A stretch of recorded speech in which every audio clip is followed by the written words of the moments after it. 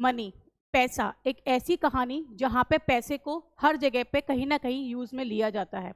पैसा एक जगह जहाँ किसी की जान बचाने के लिए, तो कहा जहाँ किसी की जान को गंवाने के लिए दिया जाता है। तो कहानी कुछ ऐसी है जहाँ पे निमिषा प्रिया एक ऐसी यमन की एक ऐसी रही है जो जहाँ पर जो कि केरल की नर्स थी, जाके यमन में उन्होंने अपना बिजनेस खोला। बिजनेस खोलने पर जिस व्यक्ति के साथ वो बिजनेस को रन कर रही थी, उस व्यक्ति ने उनके साथ सेक्सुअल एब्यूजिंग और हैरेसमेंट का जैसा आरोप लगाए। इसको बचाने के लिए उन्होंने अपने आप को वहां से फ्री कराना चाहा, पर हुआ यह है कि यहाँ पर उस व्यक्ति ने निमिषा का सारा जो भी डॉक्यूमेंट थे, आगे जितने भी वहाँ पे उसके पासपोर्ट थे, उस सबको जब्त कर लिया। निमिषा यमन से फ्री नहीं हो पा रही थी। परंतु हुआ यह कि निमिषा ने इस चीज़ से बचने के लिए अपनी एक दोस्त की हेल्प ली और दोस्त ने उसकी हेल्प करी, लेकिन ड्रग्स को दिया गया। ड्रग्स को देने के लिए उनने सोचा कि यहाँ पे वो जो उसका दोस्त है वो यहाँ पे बेहोश हो जाएगा। उसके बाद निमिषा अपना पासपोर्ट निकालकर यहाँ से केरला यानी कि भारत के लिए रवाना हो जाएंगी।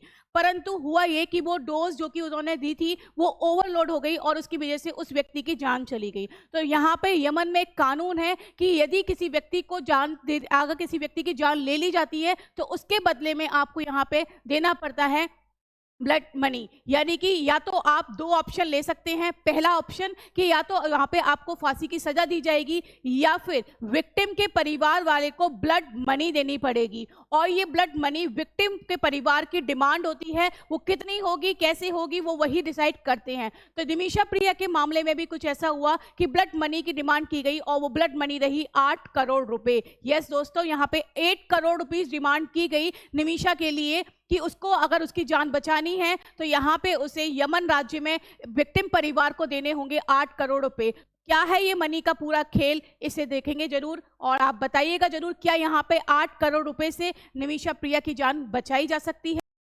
दोस्तों कहानी कुछ ऐसी है जहाँ पे निमिषा प्रिया जो कि केरल की एक नर्स थी, केरल की नर्स जो कि यहाँ पे नर्स का काम करते करते उनके दिमाग में एक ये आया कि क्यों ना मुझे यमन जाके अपना बिजनेस को खोलना चाहिए। उसने यमन गई और यमन जाके बिजनेस को डेवलप करने की कोशिश करी।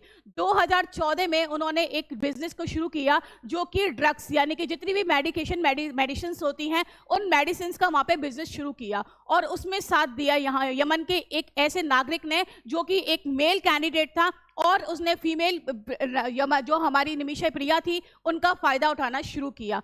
क्योंकि उन दोनों के बीच में कोई ऐसा रिलेशन नहीं था, उसके बावजूद भी उसने एक ऐसे फर्जी डॉक्यूमेंट बनवाए जिन डॉक्यूमेंट के अंदर उसने निमिषा प्रिया को अपनी वाइफ के रूप में प्रस्तुत किया और उसके बाद या जितने भी निमिषा प्रिया के डॉक्यूमेंट थे, क्योंकि वहां पे passport and any other document उसने अपने पास रख लिए। निमिषा प्रिया लगातार इस हैरेसमेंट में जीतती रही। वहां पे 2014 से लेकर 2025 तक निमिषा प्रिया के साथ ये जो भी कुछ हुआ वो ये कहानी रही कि यहाँ पे निमिषा प्रिया को लगातार सेक्सुअल एब्यूज किया गया, लगातार टॉर्चर किया गया, लगातार हैरेसमेंट किया गया।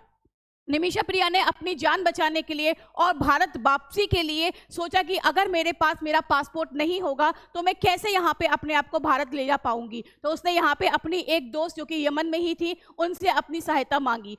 सहायता करने पर यमन में उन दोनों ने एक प्लानिंग करी कि भाई क्यों ना हम इसको एक ऐसा ड्रग्स देंगे जिसकी वजह से ये बेहोश हो जाएंगे और हम अपने डॉक्यूमेंट को निकाल लेंगे और यहाँ से भारत के लिए रवाना हो पाएंगे। पर हुआ कुछ अलग ही। यहाँ पे जो डोज दी गई वो ओवरलोड हो गई और ओवरलोड डोज होने की वजह से उस व्यक्ति की जान चली गई। यानी कि ना चाहते हुए भी निमिषा प्रिया ने एक व्यक्ति की हत्या कारित कर दी।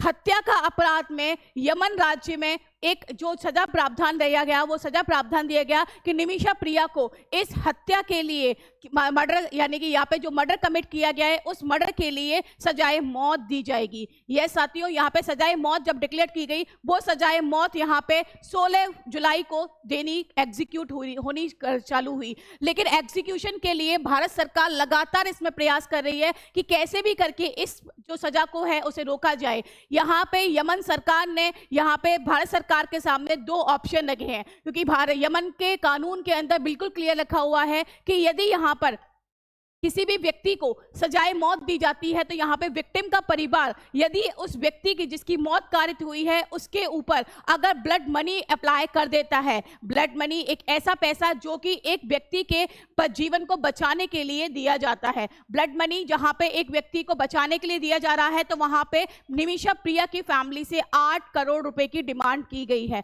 तो ये क्या 8 करोड़ रुपए उस एग्जीक्यूशन को जो सजाए मौत है, फांसी की सजा है, क्या उसको रोकने के लिए सफिशिएंट राशि होगी?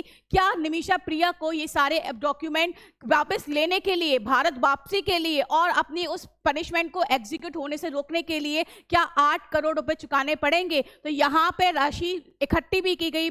निमिषा प्रिया की फैमिली में भारत के अंदर 8 करोड़ रुपए की व्यवस्था करी, लेकिन एट द एंड हुआ क्या कि यहाँ पे जो विक्टिम का परिवार था उसने इस मनी को लेने से डिनाइड कर दिया। यानी कि अब वो कहते हैं कि नहीं, हमें निमिषा प्रिया की जान ही चाहिए, हमें किसी तरीके की ब्लड मनी नहीं चाहिए। तो साथियों बताइएगा जरूर यहाँ पे क्या होना चाहिए और क्या यहाँ पे सही है? क्या किसी व्यक्ति की जान बचाने के लिए ब्लड मनी देना सही है या नहीं? Thank you so much.